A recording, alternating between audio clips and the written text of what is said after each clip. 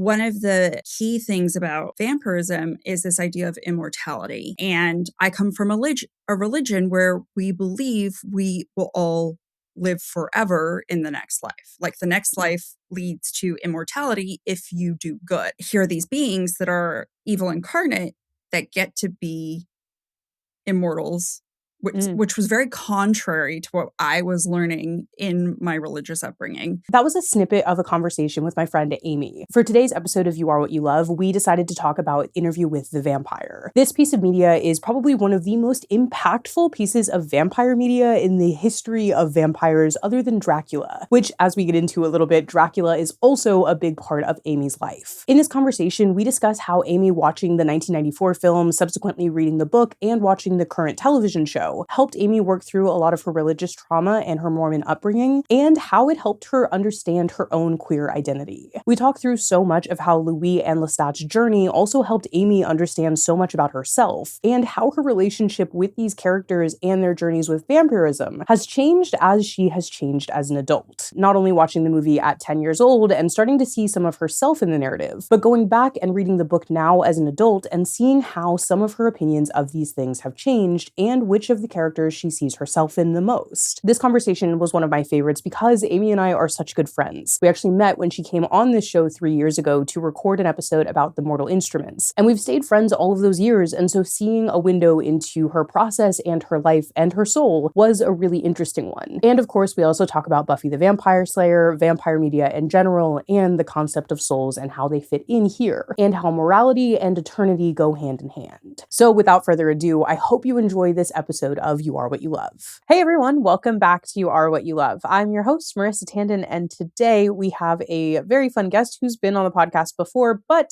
this is the first time you're seeing her on video because she did it back in the day when we were just audio. And you know what? What a beautiful face. We were really keeping you away from it. I put on makeup just for you. So thank you. Thank you so much. You got a preview. You've already heard Amy. Amy, if you are new here, is a wonderful writer, a very good friend of mine that I met through having on this podcast, and one half of the illustrious podcast, Book Talk for Book Talk. So please welcome Amy to the podcast. Thank you so much for having me. Illustrious podcast. Wow, I will not get over that use of illustrious. That's a glowing recommendation. That's very kind of you. Of course, always. I think it's so funny every time we hang out or when we get into the podcast of it all, because our relationship has been so much not podcast for so long now. Mm-hmm. But every once in a while, I remember that we met back when I was recording this podcast in a closet and we were chatting from an email. So as I was thinking mentally about today's recording, I visually recalled the image of you in your little closet situation. Yep. With your glasses and it was a good back time. When you could be in a t-shirt and messy hair and glasses. In fact, I do wear them. You'll never see them online, but I do wear them. Oh no, I'm sorry. I just outed you. Oh no, it's okay. I feel like the people must know that I've got to have a flaw, and it's my vision. So you know what? If you're going to have a flaw, that's an okay one to have. It's an all right one, right? It's just not 2020. But I just put little pieces of plastic in my eye and I survive. So we're doing all right. Wild.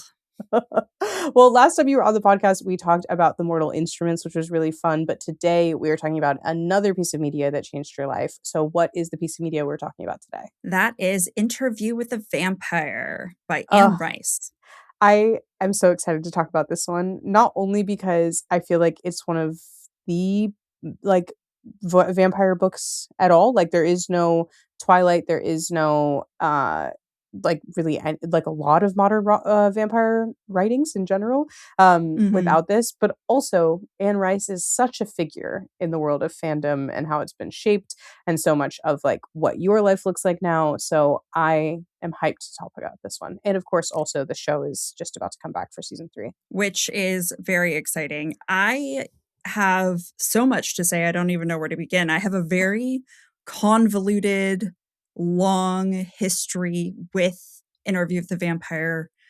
So forgive me if we go up on some weird tangents, but it has been such a tangent podcast. That's fair. It's just been such a integral part of my growing up Yeah. that I'm excited to talk about it today. What was your introduction to Interview with a Vampire? Actually, my introduction to Interview with a Vampire was the 1994 film with Tom Oh, Cruise and Brad Pitt. okay. Now, this is for a number of reasons. One of them being my mother liked Tom Cruise. I think she now prefers Brad Pitt, but at the time in the 90s, I think it was Tom Cruise. We watched a Okay. lot of Tom Cruise in the family.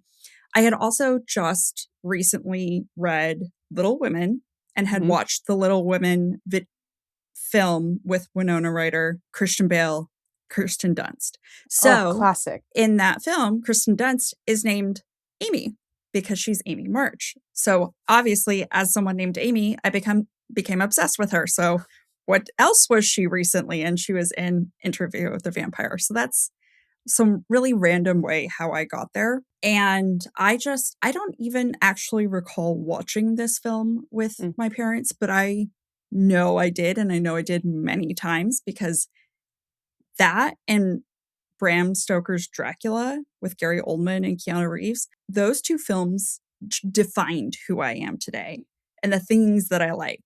Mhm. And they paved the way for me to fall in love with Buffy the Vampire Slayer and all the gothic stuff I'm sure my parents really wished I had not consumed as a teenager. So, were you when it came to, like, your household and looking at media and watching movies, was this something that, like, you had free reign to watch whatever you wanted, or you watched things just with your parents or as a family? Wonderful question. There were some really weird rules in my family having grown up Mormon. And there is, there is some female nudity in the 94 film. True. And so I distinctly remember as a child, my dad always standing in front of the TV anytime there was suggestive content on the screen. But I don't remember him doing that for this film in Oh, particular, okay. because I distinctly remember the topless female scene. Spoiler note, I am also queer. So So hence you the remember it. distinct Yeah. memory of the boobs. uh, So I think by the time must have been a point in my life as a child where my parents had seen it enough and they deemed it tame enough that I had Mm, free reign and free access to it.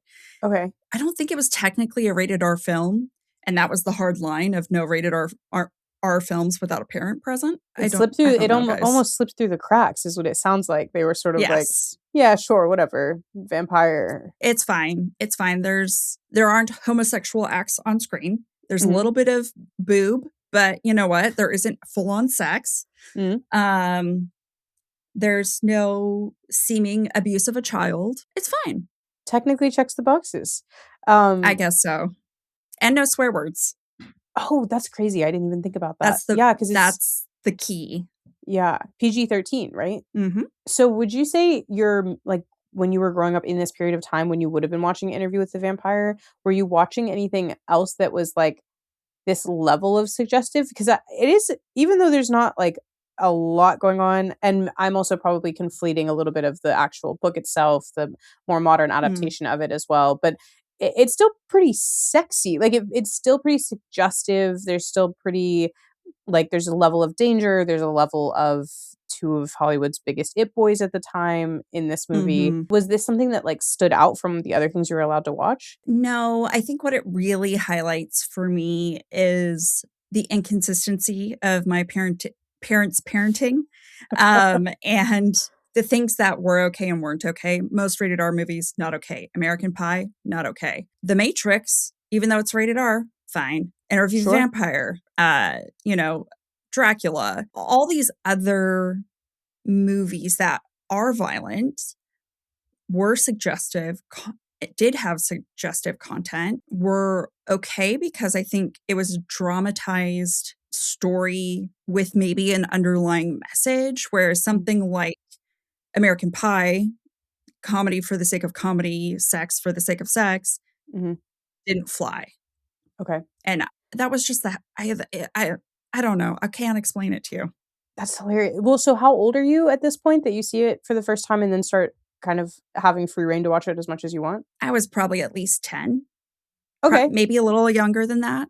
Okay, makes sense. And then was this something, because you also didn't grow up in the US, so was this something that you also were watching with your friends or like talking about with your friends, or was this like a pretty solo movie for you? No, this was definitely a solo movie for me Okay. because my other Mormon friends were very hardcore, no rated R movies. Mm. And then everyone else I knew was Korean or Japanese, and we didn't have overlapping interests at the time. So you went to an international school in I China. did. So Mhm. that what was that like in terms of, I guess you've got one camp that you're talking about, which are Mormon friends who are also underneath this same, or not as strict, but or yours was not as strict, but they're under a strict sort of like no R-rated, no secular sort of Right, media, versus another group of kids that you're not necessarily in line with in terms of culture. So right. how do you find your own sort of taste or ability to connect with people in that space when you're sort of in between here? It really was my interests were really insulated to what my parents' interests were for a long time Mhm. until I started meeting people with overlapping interests. When I got into like junior high and high school, that's when we started to have an influx of Westerners into the city that I was living in. Mhm. And so I began to connect with people who had seen some of the films that I had seen or would introduce me to things in a way that I didn't have when I was younger. Mhm. We also had very limited English speaking programming back in the 90s and early 2000s in China. So it really was what's on HBO Okay. and the one TV channel that had reruns of like a couple seasons behind of shows from the US, like X Files, Friends, Simpsons, Mm. eventually Buffy the Vampire Slayer. It was mostly sitcoms, but every now and then we would get drama. Like a fun Buffy. I mean, Buffy's a Mhm, great drama to slip through as well, so mhm. what a fun Yeah, time. So okay, so you're 10, you're not necessarily sharing media with anyone other than your household. What is it mhm. about this movie that thankfully your mom had some sort of obsession with Tom Cruise and slash or Brad Pitt and turned it on for you? What is it about this story that makes you lock in on it and want to keep watching it? That's an excellent question. That's really hard to pinpoint for me, and maybe I should have done more reflecting about why it Mm. was, and it can't have just been the topless woman on the screen. Even though You're that's what like, I "I'm gonna remember keep most. rewatching it." You know, that was around the time that I did realize that I was Mm, queer, which is why it sticks out to me so much, so I apologize.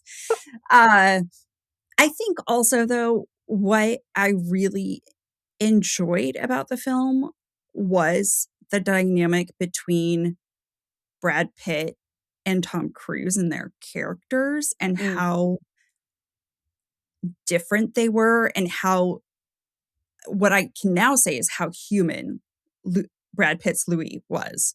mm. Um, I also just had a spark of a memory. My mom was obsessed with Antonio Banderas, and he's Ormond.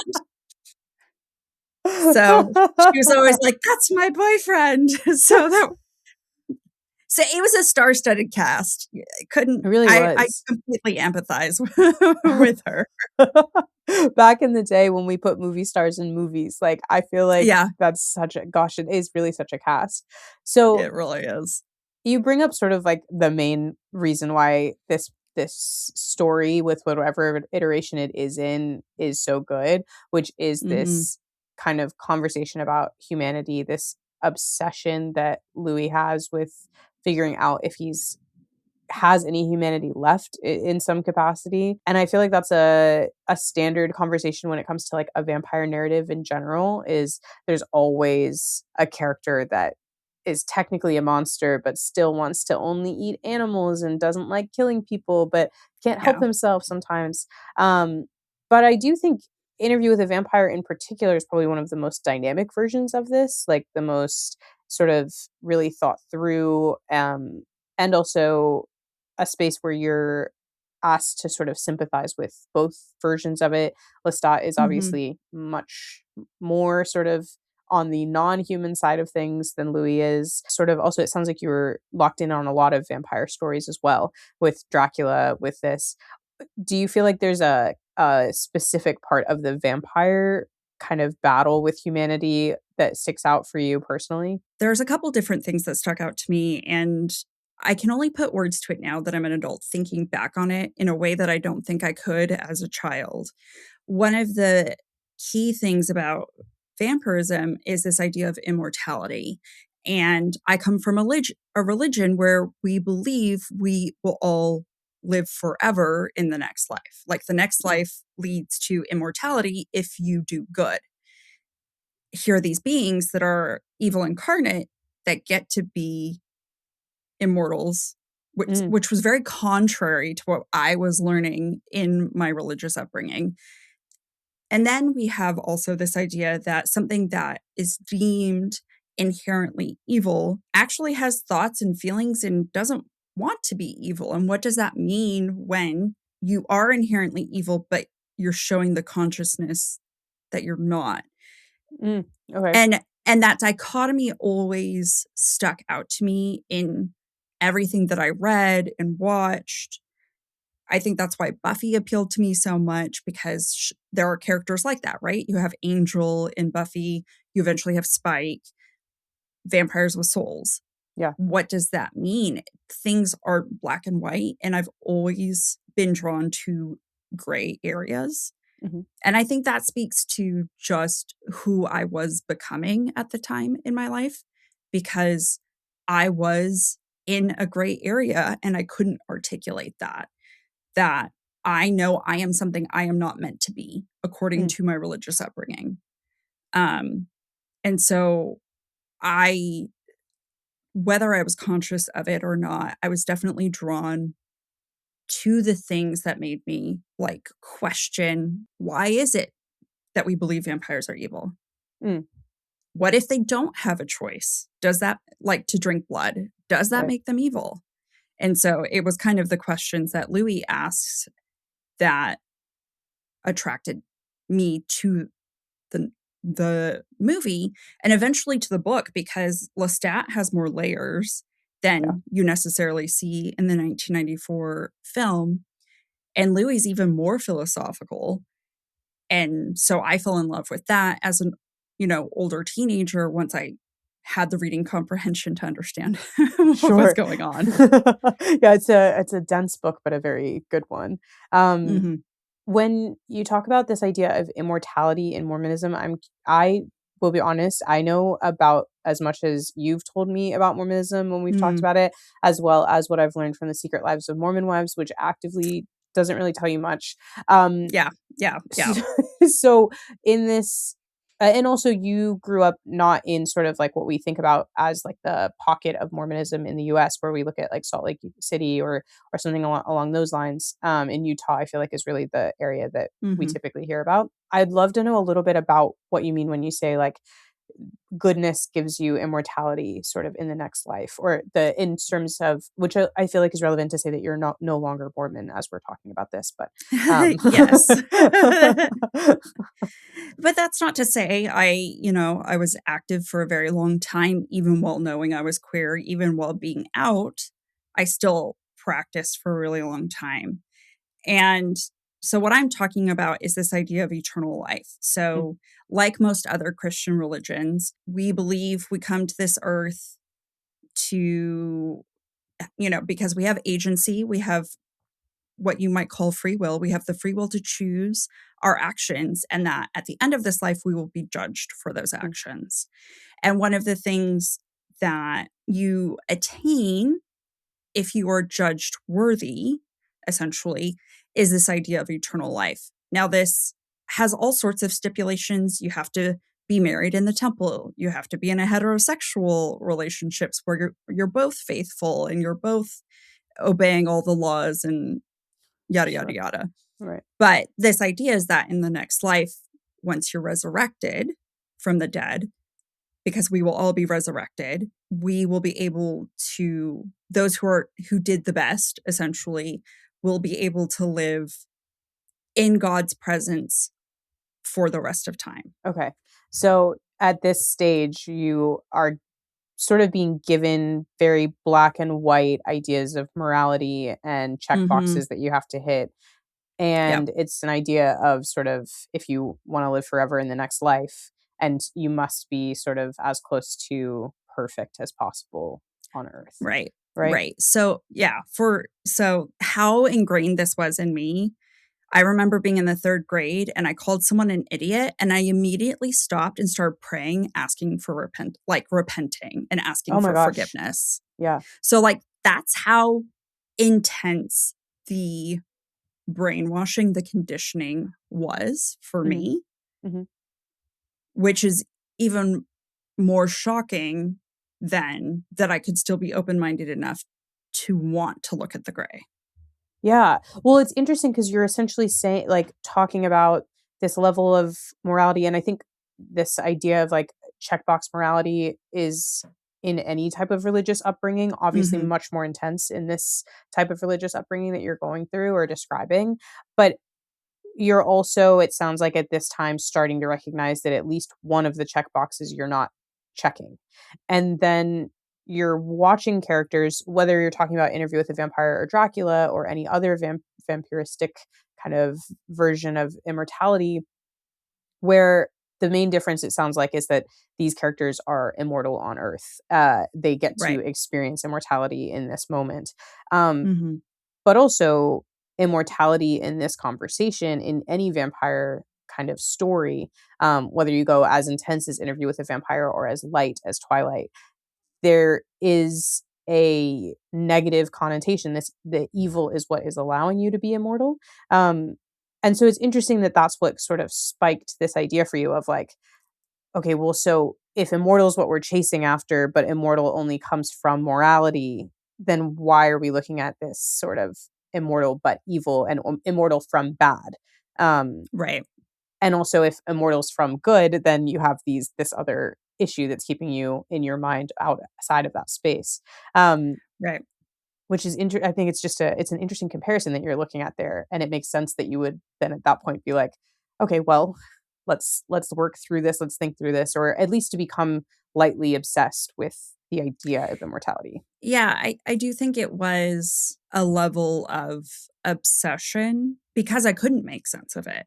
Mm, I couldn't understand why these stories of evil characters, they don't all get punished for their existence or for the things that they do, and it's not like they're actively praying or repenting on screen, right? And it was just so counter to what I was taught, mhm, and it that was the consistent theme, no matter how many times I saw it. Here are these deviant characters who kill to survive, who are overtly sexual or not overtly sexual, depending and then on the there's yeah, character.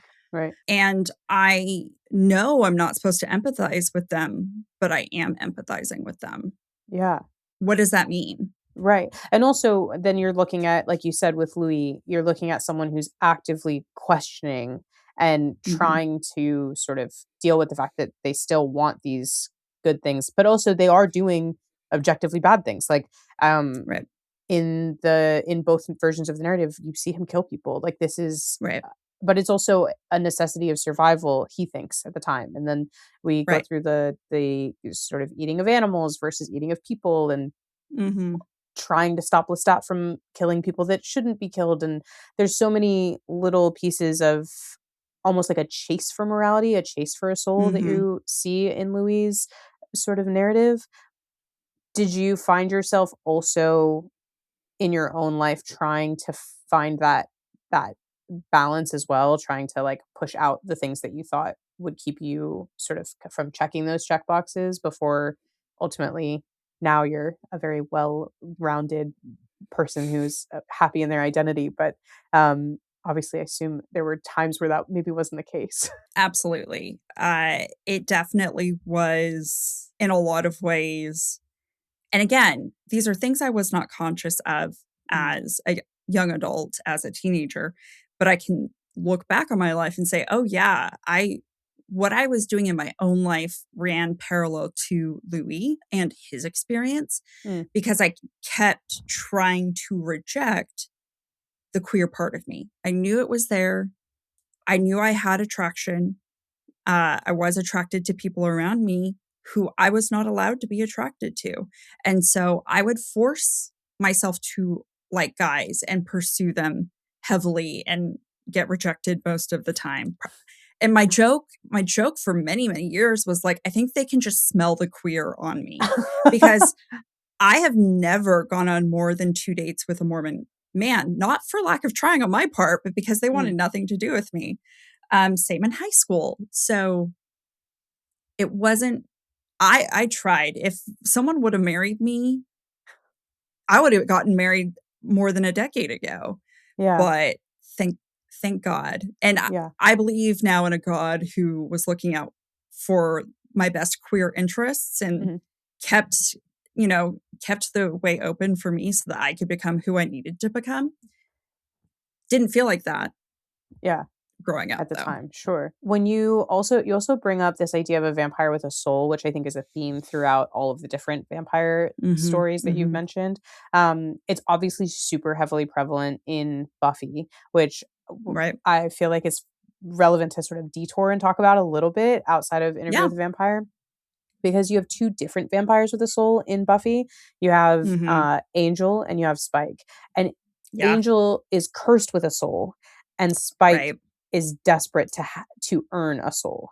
Um, and I think what's interesting about both of those is that they are sort of the thing that allows them to love and potentially be with Buffy. Uh, Right. but for Angel, there is a level of sort of every time we see him, and it becomes such a trope in the show, but like every time his soul suddenly gets sucked out of him, like he's Right. right back to the worst person on earth. Um, Right. and versus watching sort of the moral change in Spike, which I could talk for 1,000 years about the reason why he does it and why that shouldn't have been written the way that it was. But I think you also have such a dichotomy of someone hunting down a soul for what they Mhm. perceive to be love, versus battling a soul that they don't want to have, that they sort of see as a burden.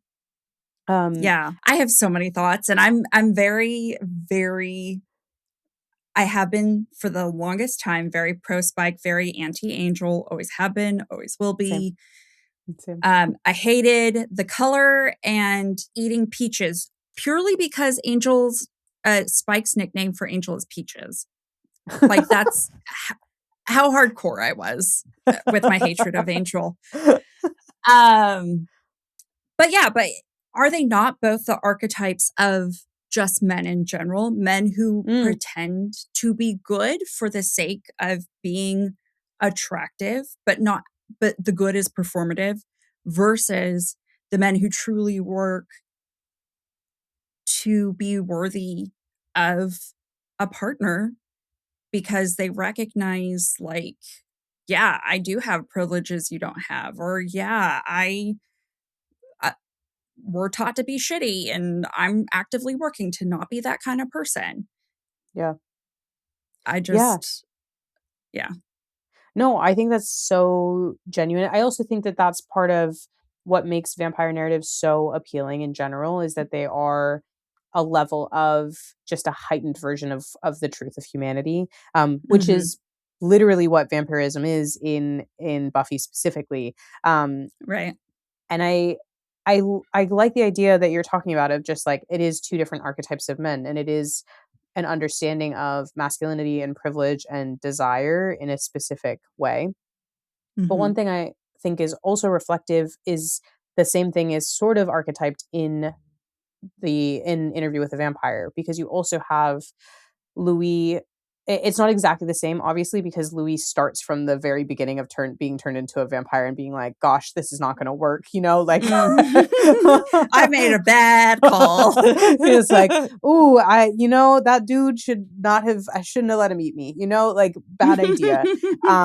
Versus, I think, ironically, I mean, I think Lestat is the one in Interview with a Vampire that struggles in a similar way to to what Spike does, which is feels pure evil from the very beginning, but continues to have these little moments, these little glimpses of humanity.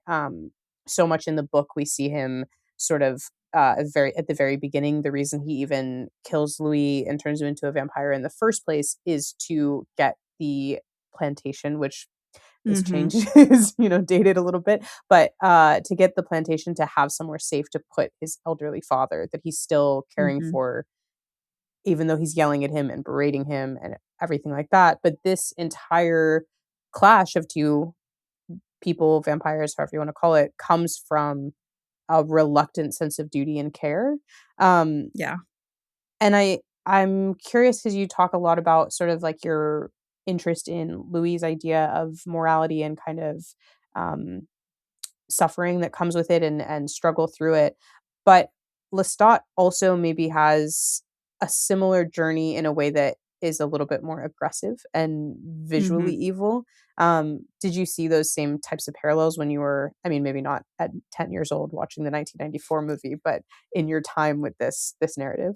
When it comes to Lestat, my understanding of Lestat is very reliant on the novel, which I didn't Mm, read till I was maybe for the first time I was 14 or 15, and then read it several times over as, 18 years old and then again as an adult. And what is so interesting in the difference between Louis and Lestat is Louis is naturally pa- paternal, mm, but I was thinking about this earlier today.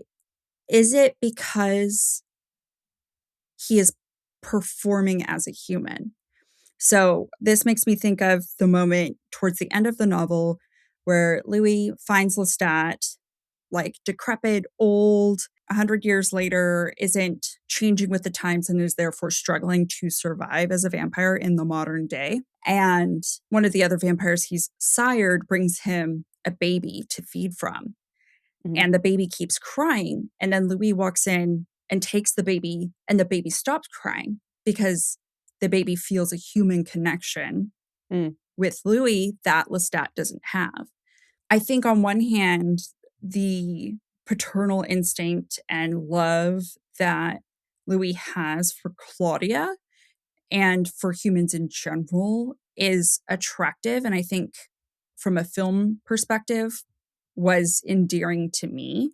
mhm, I think it is in some ways, it felt like Louis was captured in a moment of time and never was he was only performing one function as a human and never truly going on to live the full life cycle of mm, a father, a brother, a lover, etc.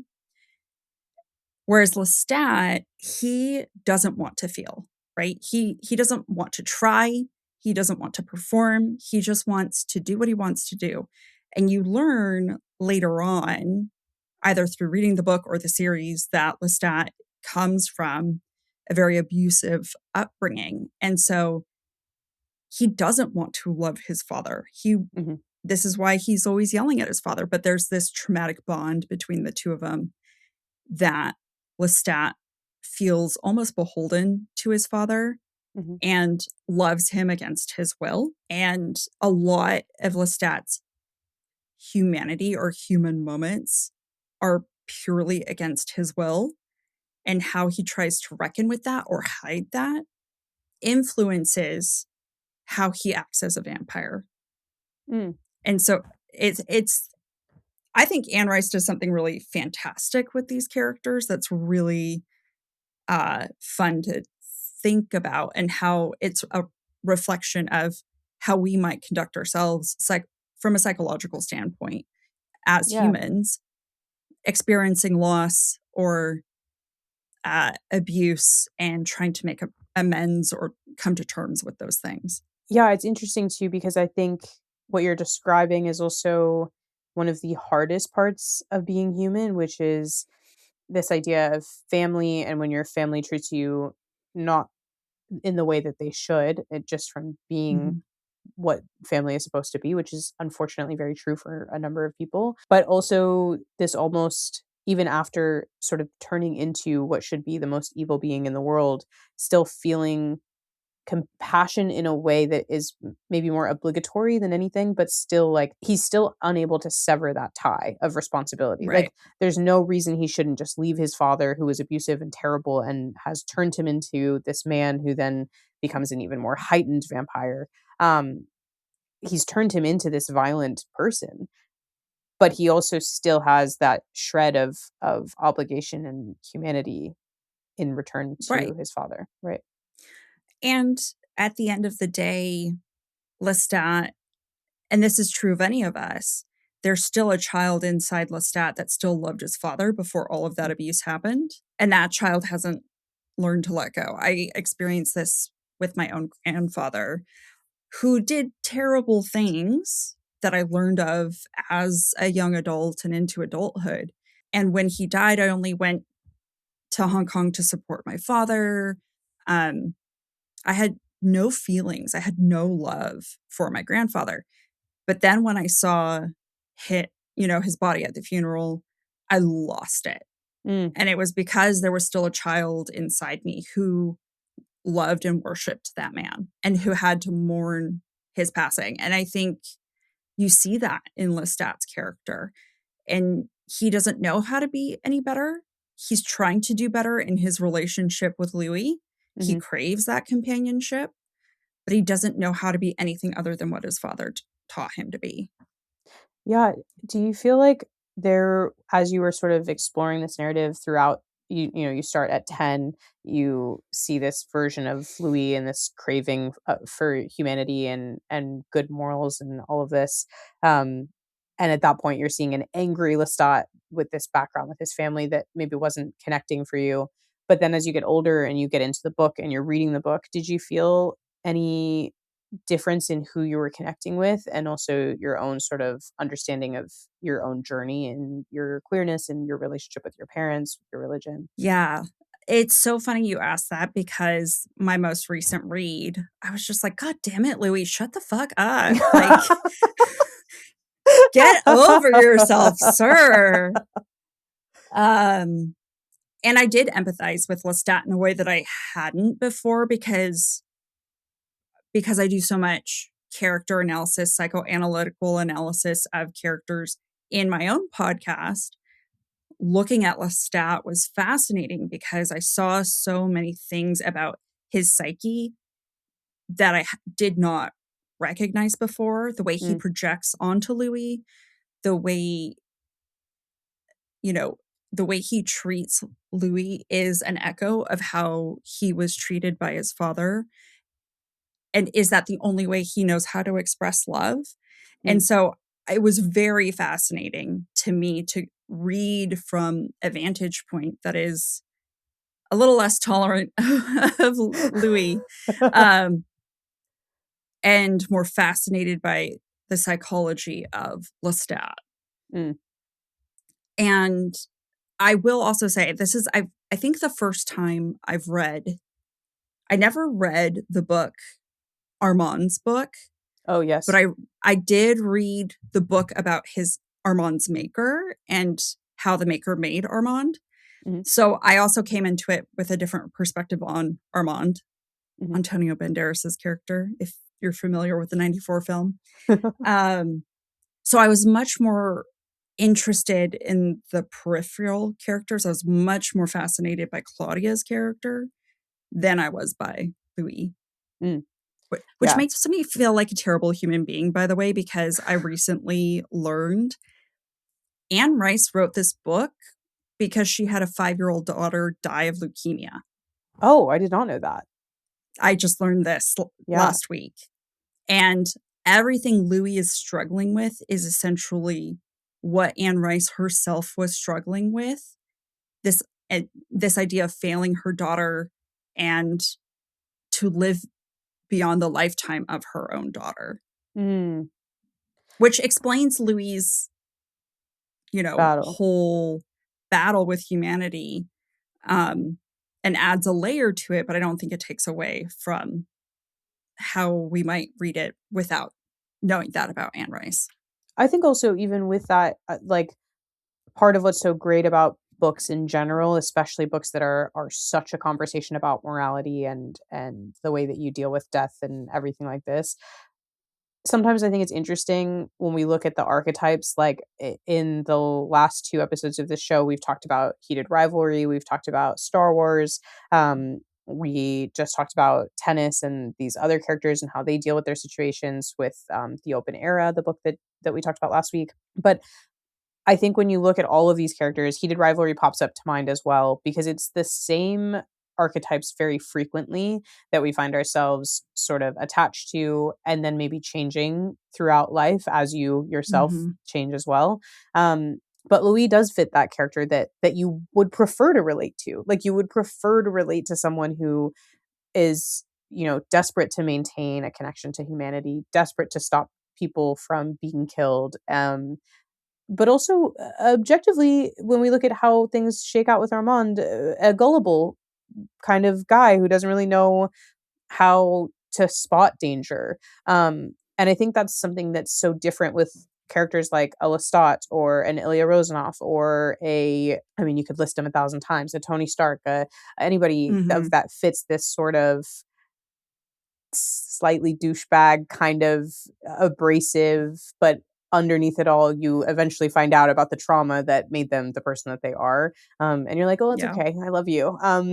You're like, oh, it's going to be all right. But I think those characters, when you kind of relate to them more in adulthood, there's an interesting kind of idea, which is that Lestat is a character who has lived much longer life and a much more um, traumatic life than Louis Mhm. has. And sometimes, which sounds insane to say when we're talking about it in this context of Anne Rice losing her child, but sometimes you eventually find that you want to be able to respond to something horrible that happened to you with negativity, and Mhm. to not necessarily sit in it and be as philosophical. And I wonder sometimes also, with that in context, if there's a level of two versions of her grief that we're seeing in these Mhm. vampires, a character who desperately doesn't want to outlive and a character who is so violently upset with the fact that they will always be alive. Um, and you Yeah. have that in Lestat as well. Yeah, that's such an interesting thing to think about. If you look at Lestat, you might be like, "Oh, he's kind of a damn the consequences kind Mm, of character." But I would almost say that's more true of Louis. He's not capable of coping with the consequences of his actions, especially after he destroys the Theatre de Vampire, right? sure. He becomes a shell of himself. He, in effect, kills his own humanity by going through with his revenge, Mhm, by finally doing what Lestat maybe has always done. mhm, Whereas, and, in some ways, it's almost like the way people bottle up their emotions. The people who always let out the steam, yeah, maybe they seem volatile, but are they at least processing mm, compared to the person who never processes, never talks about it, never blows off that steam? They finally implode in some right. ways. And that's what I feel like we see with Lestat and Louis. I'm not saying that's true of all people. I'm not saying that's true of these people, but in this context, it feels like it might be relevant. Yeah, I agree. I also wonder if it mirrors your sort of journey that you're talking about as well, of like becoming the person that you are now and um sort of at the time trying to force yourself to fit and bottling it up and being frustrated and not looking at um the truth of where you're at or being able to speak about it. Sometimes bottling comes from external factors, not necessarily just from Mhm. internal factors. Um, Right. and then not saying that you've gone on sort of like a murder rampage, but that you that you maybe are able to, maybe there's a level of like desire to be a little more Lestat, to blow off a little bit of steam when it comes out instead of internalizing it as deeply as you did for so long. Absolutely. So my journey is very strange. I did come out to my family when I was 19, and everyone was cool with it Mm, because I didn't date any women. I still wasn't trying to date women. I just came out as identifying as queer. So when I did start dating women in my 30s, that's when the ugliness came out in some of the relationships with certain members of my family. And I did finally just reach a breaking point of like, I am tired of trying to be this fake version of good. I'm doing everything right. None of the blessings I've been promised are coming to me. And Muna had just come out with an album, their third album. And there's a song that's like between that and Crescent City, and like reading that for the first time, and Bryce Quinlan, this like character who just embraces who she is. I was just like, you know what? It's time. It's time for me to do whatever the fuck I want. And that's what Have your happened. Lestat era. Yeah, no, and I have my Lestat era. it's so funny or not funny, but sort of looking at right now, we're being, I think while this is airing, the show will have just premiered, but being very inundated with the Vampire Lestat promos, which is fully a man who's like, you know what? I'm going to do what I want. I'm going to be a rock boy. I'm going to wear leather pants. I'm going to be obsessed with everyone. Like it's such a fun version of it as well. But it's also visually kind of what you're talking about, where it's like you do reach this breaking point where it's time to do what I want. And if you want to be a part of it, then that's great. And if you don't, then that's cool. Obviously in this narrative, in any vampire narrative, unfortunately, that also comes with like eating people, but you know. Right. I can't say I'm doing that. Like, oh well, thank God, because but you have sort of built a life for yourself outside of what you were dealing with in terms of maybe a life that you would have been holding yourself back from, as you kind of stick with this bottled or stick with this idea of what humanity is supposed to be for you versus what it actually is. You said something about the blessings that you were promised are not coming despite how good you're being. And I think that that's a really powerful statement as well, because we see that reflected in this as in a certain way too, which I think is maybe more reflected in Lestat's journey versus Louis' journey in some ways, because Louis, I don't think, made this sort of active choice to become a vampire or to turn people or things like this. And he is frustrated. He loses Claudia. He consistently has all of these horrible things happen. But he also, I would say, doesn't necessarily have this level of expectation for blessings from goodness, given the fact that I think his relationship with religion is so staunch, because we know from the very beginning of the book, his brother believes himself to be a saint and dies because, in Louis' mind, because he didn't believe him. Right. And so his sort of version of religion is quite divorced from, I think, his vampirism and all of that. But with Lestat, his idea of chasing after, like, he has a very pure idea of what being a vampire means, of being who you are. He says this a number of times to Louis, who's like lost in his philosophical versions of maybe we do it this way, maybe we do it that way. And he's like, just kill someone. Like that is what, Yeah, but he has this internal idea of like, you are what you are. Like this is who you are. You are a vampire. You have the ability to kill, the ability to overpower, the ability to charm. And I was gonna say I've lost my point. No, but there's a level of desperation for Louis to understand what gifts he has been given. And Louis consistently rejects those gifts because he wants a life that he no longer is entitled to. Right. And I wonder, when you talk about this idea of blessings, which I know is tied to that idea of religion and your previous religion, how that ties in as well with this idea of you're looking at these characters who have extreme sort of supernatural abilities and gifts, and they're getting them, but maybe they don't want them, or they divorce them from this space. Yeah, I lost my point, but I feel like it's there somewhere. Yeah, no, I think I understand the thread you're going. And you know, this is something I talk a lot with my therapist about, this idea that, because I started recently seeing a religious trauma therapist specifically, because I, in the faith that I grew up in, if you do bad things, the good things you have get taken away. Mm. Like, oh, you lost your job? Well, it's probably because you did XYZ things, right? It's not as like one-to-one correlation, but the belief is, oh, well, their life went to shit because they left the church 3 years ago. Like, of Mm. course, they don't have God's protection. Satan's after them, right?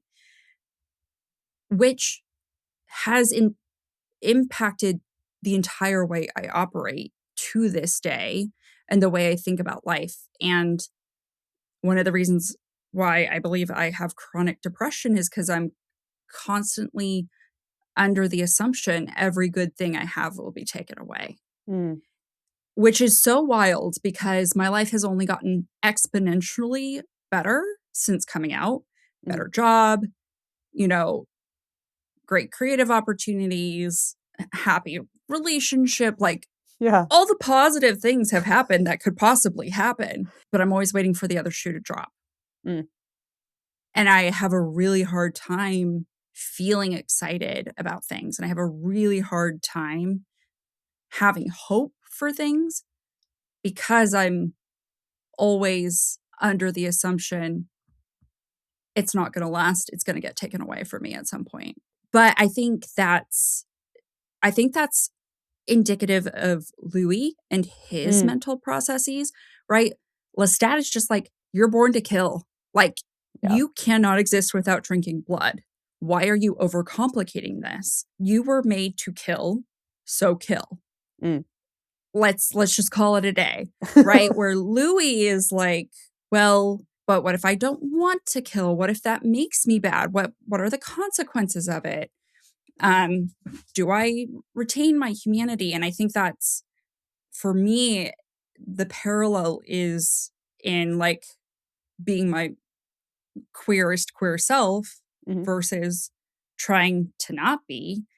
It's the same idea. I definitely overcomplicated my life by trying to prescribe to rules that old white men put in place to control women and other people for their benefit. Mm. And instead of just being like, if I believe God put me on this earth to be happy and to love people, maybe I should just do that. Yeah. Maybe I should just go be happy and love people. Yeah. I think also one of the things that you're touching on here too is also the difference between Louis and Lestat's life before they became vampires. Mhm. We've talked a lot about the trauma and the life that Lestat lives through. Him becoming a vampire was a gift to some degree, right? Like this was Mhm. something that gave him power that he'd never had before, that gave him strength, that made him the one that could be yelling and throwing things around and the provider. Versus Louis at the time where he's turned is in an extreme terrible situation and extreme level of grief. But Mhm. before that, which is very shortly prior to Lestat turning him, loved his life, loved his family, Yeah. has people that he's still connected to. Um, Mhm. and there's sort of a clear dichotomy there, but also we watch both of them still try to hold on to the life that they had before in some way, shape, or form, whether it's out of Yeah. obligation or whether it's out of true, desire to be sort of actually still part of that family. But also something that you mentioned that I also feel is reflected in this too. And I think it's more reflected in the television show at the beginning, in the first season, than necessarily the movie. But when Louis does try to stay connected to his family, there isn't a level of them being unsettled and uncomfortable around him, and aware that something has changed and doesn't fit and that Mhm. he's not entirely human. Um, and to some degree, it sounds like that was also reflected in this space of you coming out and also starting to date women and finding that space. And there's a difference between sort of saying it and then doing it and then trying Mhm. to find that. So yeah, I wonder when you watched the beginning of the show as well, which is much more recent and would have been after you had this change, did you feel any of that reflected as well of trying to hold on? Yes, and I recently read the novel Carmilla, which it Mm. was written before Dracula and is about a queer female vampire, by the Mm. way. And as I was reading that, I was reflecting on how vampirism in that book is reflective of queerness, which in a lot of ways you could also argue about Interview with the Vampire. Absolutely. Yeah. And it's the show is way more queer than the book, but Mhm. it's there in the book for sure as well. And I have thought a lot about, like, you know, what is the metaphor or the symbolism that suggests queerness, and how does that align with the queer experience in my life? Mm. And one of the things that I continue to struggle with is this idea of the way my queerness was worn as a badge of honor by certain members of my family when I came out at the age of 19. But when I came out again at the age of 33 with a Mhm. partner, those same family members were like, well, what did I do to raise you this way? And is this what you Mm. really want? I thought you wanted to get married to a man. I thought all these things. And I'm like, you can't have been proud of me for being bisexual at 19 and use that as a way to convince other people you were an ally, and then question my choices as a 30-something-year-old who is more than ever, like, aware of what they want. And Right. and so that dichotomy in how people act, depending on what they do or do not know about how you identify, I think is very reflected in this story, and I think it is a really great way of capturing at least my personal queer experience. Yeah. Yeah. And I think there's so much visually that's done as well, and you see it in the book too. Obviously, like you said, the TV show is a product of being decades after the book. But Mhm. I think in both senses there is this kind of constant need to be in low light, to not be seen for the entirety of who you are. We see Mhm. Louis multiple times kind of ask for the lights to be turned off because he has a migraine, or to stand Mhm. in the shadows. And the times where people do see him in full is where we see them turn, and to say that, you are of the devil, is what's said constantly to Louis's Yeah. face. Um, Yeah. and so, yeah, it just seems, obviously a much more intense version of it, but there's definitely reflection in what you're saying of the way that Yeah. it's visualized. Yeah. And Yeah. it's yeah, and I think if you look hard enough, uh, let's remove Twilight from the equation, but I think in a lot of other vampire-related novels, there is a lot that you can do with the queer lens and how the vampiric experience is very has a lot of parallels. Mm, yeah. Yeah, there's, I think, probably quite a lot of there's a lot of this idea of hiding your identity. There's a lot of this idea of morality, and sort of negative morality being what gives you immortality, which Mhm. also runs directly uh, opposing to sort of what we're talking about when it comes to religion. Um, Yeah. One other religious aspect of this book specifically that I think is always so fun. In every vampire novel, there's always a spot where a character who's a human who's found out about vampires gets to ask all of the questions of, like, Mm, so mhm. what about garlic? What about crosses? What about mirrors? And there, but one specific thing that we know about these vampires is they can be in oratories and holy places, and they crosses are not a problem. Um, Right. and that's not the case in Dracula, it's not the case in every version of vampirism. Um, Yeah.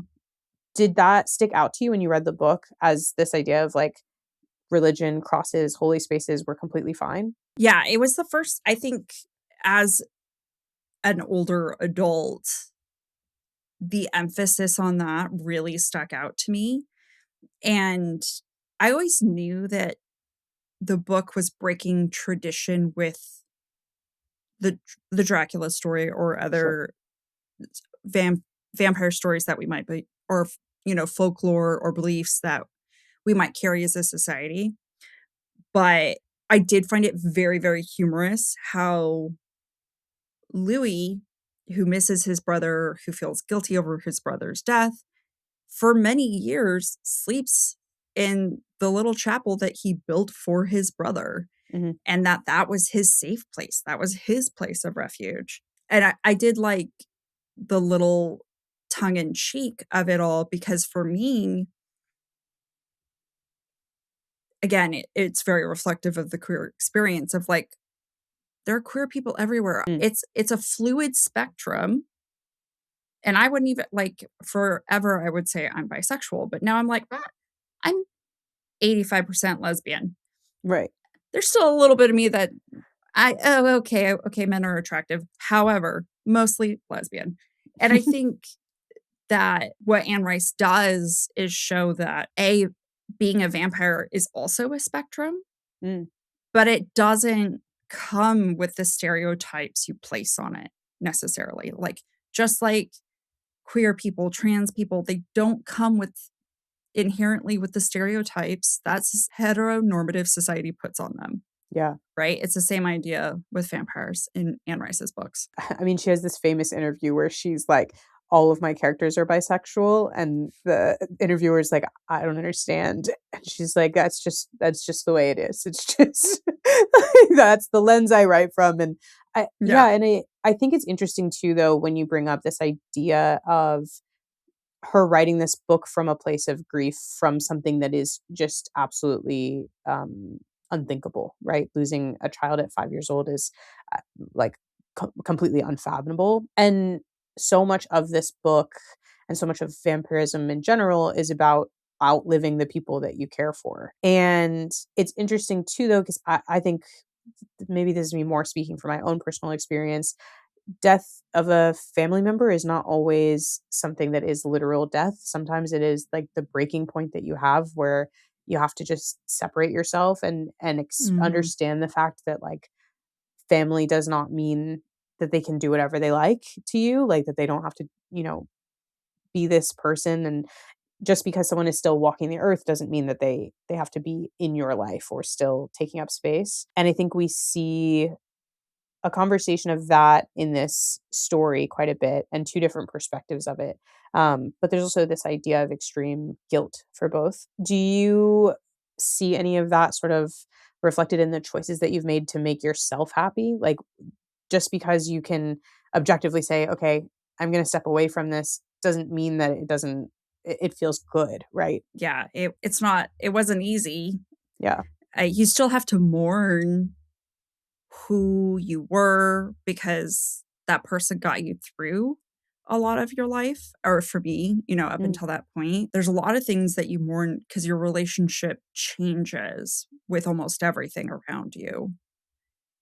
I think that what vampirism suggests and why vampires act the way they do in stories is because they are no longer bound by the limiting beliefs of humans or society, and therefore they can be as violent as they want, be as debaucherous as they want, mm, or not. I think that it's not without its with limitations, as we see in Lestat. He's still There's still part of him that is tied to his father. It is Louis who still has part of him tied to his brother and his family. I think that's the same within my own experience of, yeah, I'm going to go do whatever the hell I want to do, but I still have to mourn the fact that I experience microaggressions from mm, certain members of my family, that I will never have certain relationships ever again, with family members and with certain friends who, don't accept, who I've become. mhm. I have a brother who's like, I love you. I will never be able to support you because what you are doing is inherently against why I believe we exist. And I think it is a transformation from which you can't go back. Something you talked about earlier is this idea. I find it interesting now that you're on your more recent read looking at it and like, God, Louis, you're so annoying. versus before looking at it and being like, I get this sort of internal kind of beating yourself up and psychological level. But the thing that Lestat is begging Louis to do throughout the entire narrative is to just accept who he is and accept what he was born for. And it's interesting that now that you've done that, you also are like, God, how annoying. Just shut up. Like, Well, I think it's with my own life, like I do think about how much time I spent being miserable. Mm, I chose to live a life that made me miserable, and I knew it made me miserable. And I chose that every day because I thought there was going to be a payout at the end, mhm. rather than choosing the thing that actually makes me happy. And, you know, if there is another life that after this, and if I do get sent to hell, the chances of that really are 25%. I Right. recently saw a diagram of like, believe in hell, don't believe in hell. Believe there is a God, don't believe there is a God. And ultimately what it is 70 3 out of 4 squares is you don't go to hell. And 1 Right. out of 4 squares is you go to hell. And that Right. really like illuminated it for me of like, I'm really putting too much stock into words that have no true like proof behind what's being said in some random book many men have translated over and over and over again. Yeah. Yeah. And I think it's like finding at least a level of being okay with yourself is most important in general. So it does seem like you've found that through these things as well. One thing I do want to touch on, and I'm curious for you as well, going back and reading the book, 'cause I hadn't read it in ages, and I've been watching the TV show since it's been airing. One of the things I remembered is how much the TV show has been updated for sort of like this version of what we see in the book is two white characters who are slave owners that like live through plantation era, are actively killing slaves to continue Mhm. their vampirism in general. And obviously also, like you said, much more subtext when it comes to their relationship versus like the television show is very much Not text. no It's subtext. it's the text.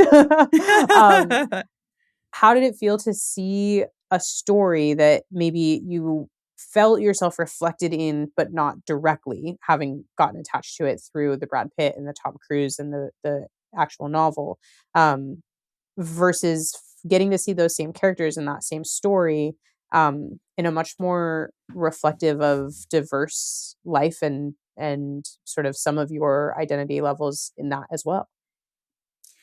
Yeah, this is a very complicated question, and I don't know if anyone will like my answer. Okay. On one hand, love it when men kiss. Like, it brings me so much joy. Right. I love whether healthy or unhealthy, I prefer healthy. However, I do appreciate queerness in media. I think that it's necessary. Again, would prefer for it to be healthy relationship dynamics so that we don't perpetuate bad messaging.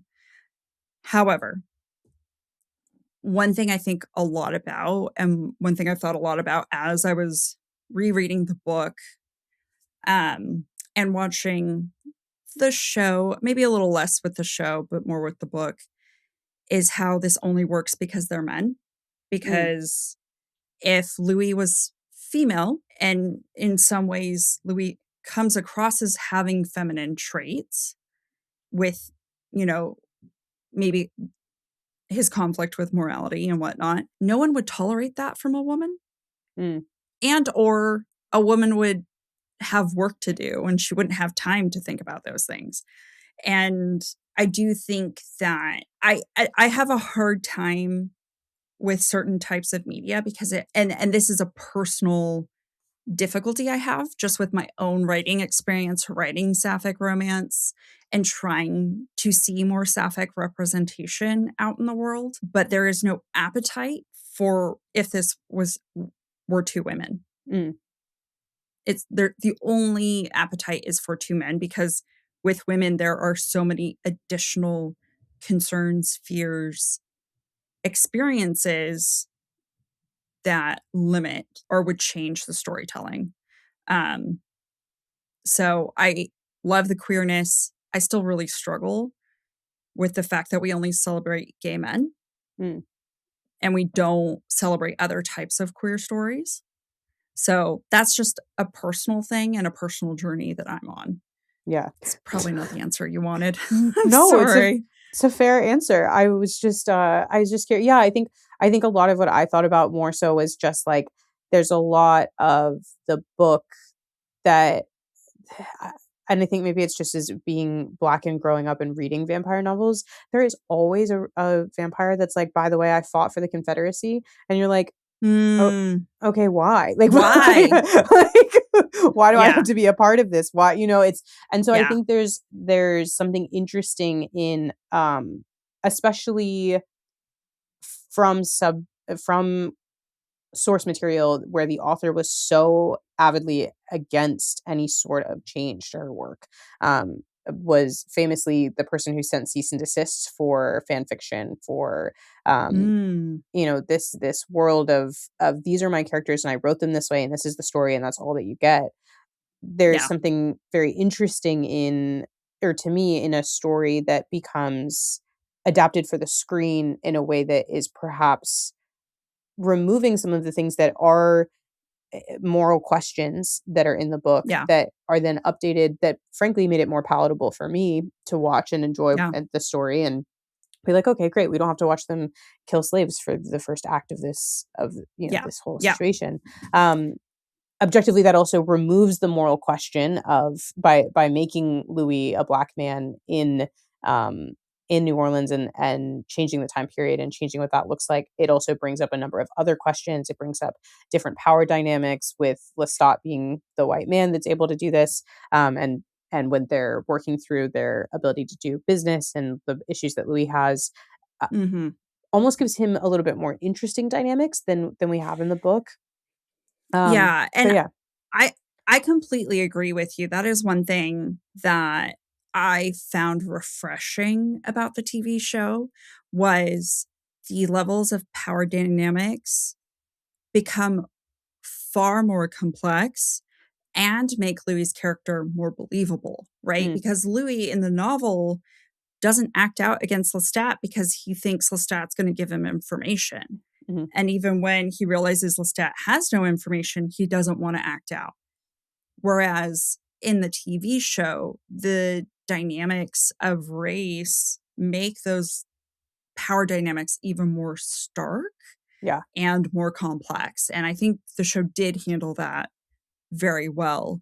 Um, you also have the really, difficult question looking at brothels and Mm, men pimping out women and like, is that okay? And the differences of like Black owned versus white owned establishments. right. I thought it got into some really complex territory that I enjoyed that they integrated because I think that there was an element of that lacking in the Mm. novel. Yeah.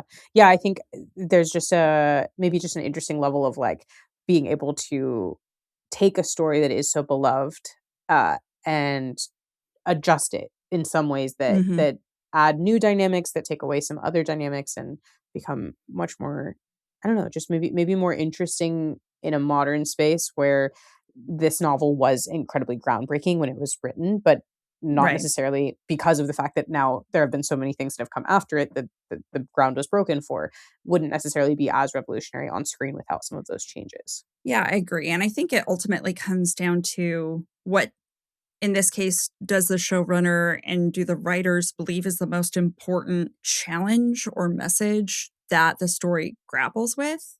Mm, And for them, it is about power, right? And it's not about Anne Rice's very personal experience with her daughter, right. which, might be why she's so protective of the original text. Right. Um, we see that in any adaptation of Pride and Prejudice.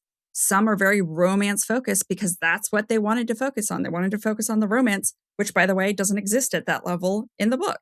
Right. Whereas others, wanted to play with how both characters can be wrong and both have to grow. And that's the way the show or the movie is crafted. And I think in the case of the AMC show, it really is about some really complex moral questions.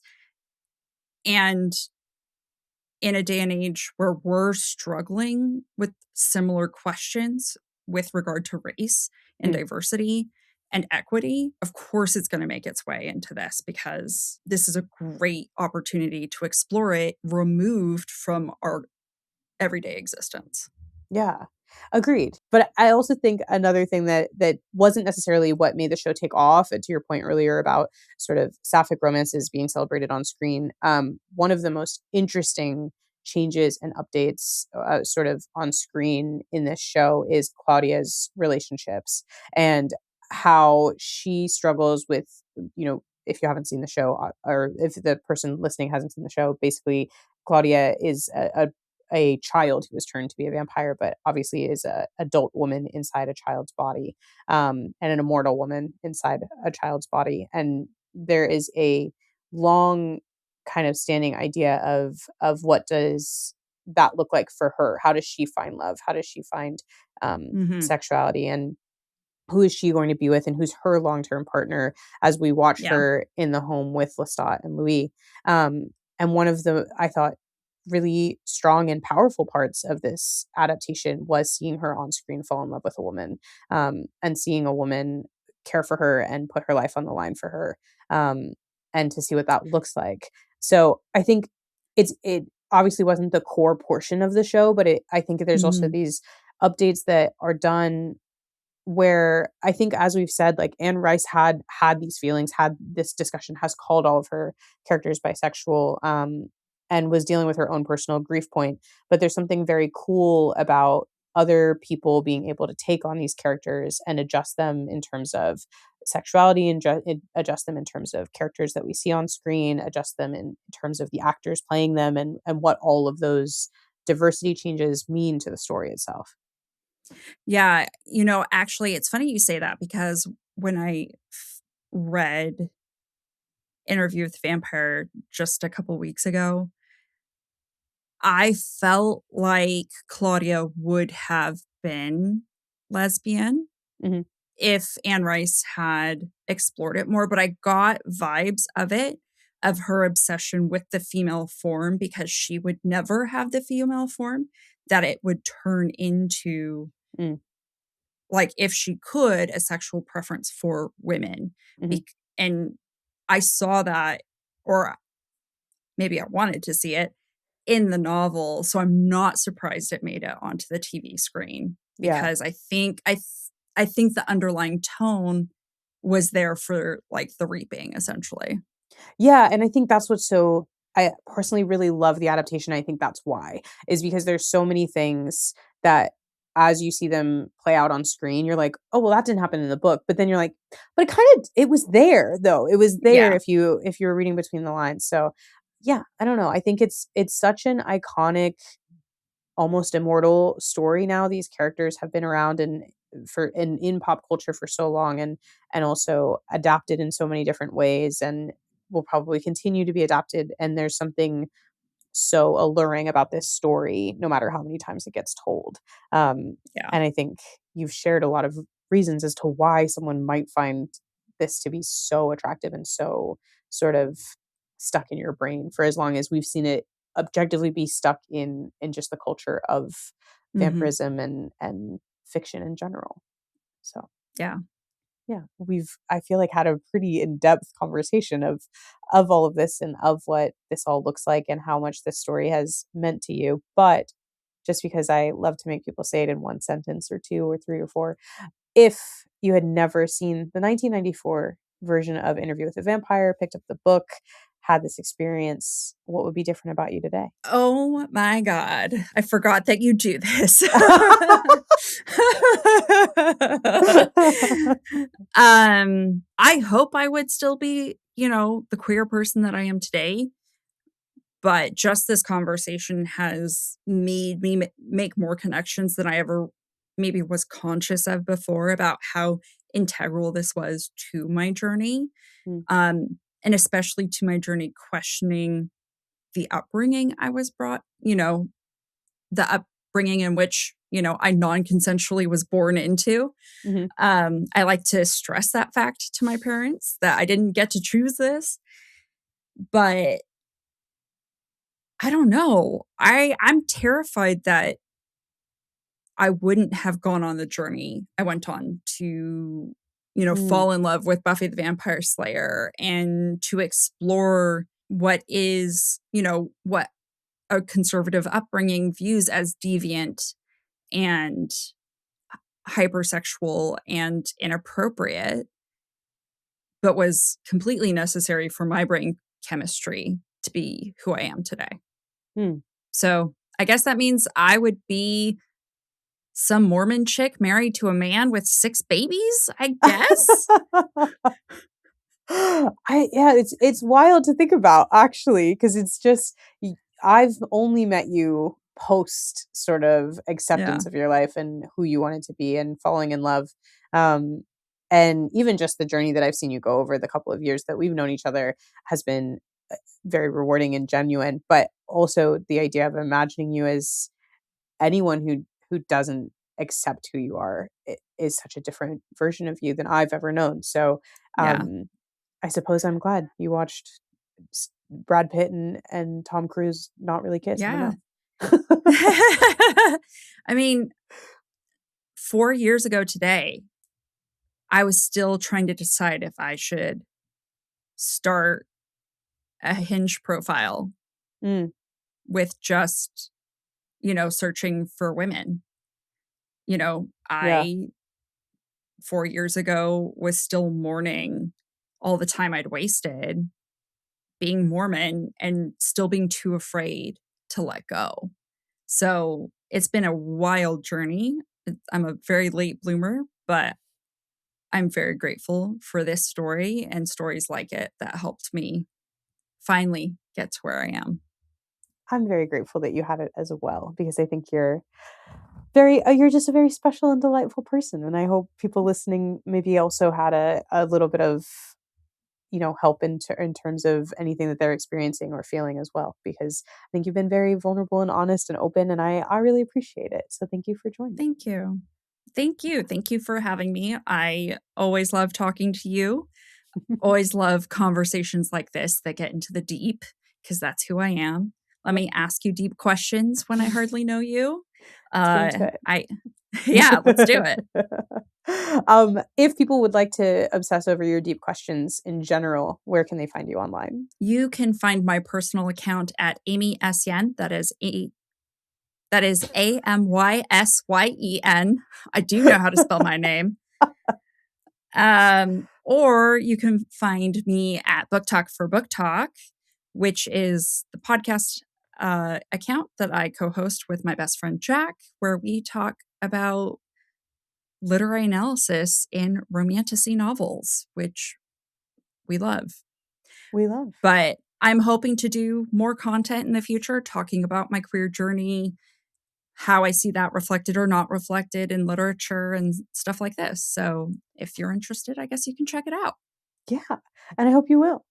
Well, Amy, once again, thank you so much for joining me again. And also, if you want to hear Amy talk more about things, you should go back and listen to the episode that we did, God, 2 years ago, 3 years ago, 3 years ago. 3 years ago. You can listen to 3 year ago Amy talk about the Mortal Instruments and Cassandra Clare with me if you would like. So scroll back in your feeds and pick that one out. Yeah, maybe it was 4 years ago. Damn, it was a long time ago. Oh, now we're old. We're not immortal, and we We won't be. we won't be. That's all right. All right. Well, thanks, Amy. Thank you. Thank you so much for tuning in for this episode of You Are What You Love. I hope you enjoyed this conversation as much as I enjoyed having it, and I would love to know what part of this conversation stuck out to you the most. If you've ever seen yourself in this kind of conversation of morality, queerness, vampirism, and how all of it fits together, and if any media or genre media in particular has ever changed the way that you viewed your own upbringing, and if a character has ever helped you work through something the way that this helped Amy work through her own identity. Be sure to let me know all of that and maybe your own observations about this piece of media and how it might relate to your own life. And of course, be sure to tune in next week when my friend Yuvi joins us to talk about the Amazing Spider-Man. I'm really excited for that one. Yuvi is a good friend and a great content creator, and we actually met when we went to the Olympics together this year. And we had such an interesting conversation about how he sees himself in characters and what those characters and films have done for his own creative identity. Be sure that you are subscribed so you don't miss any of that. And until next week, I have been your host, Marissa Tandon, and I hope you are enjoying what you love.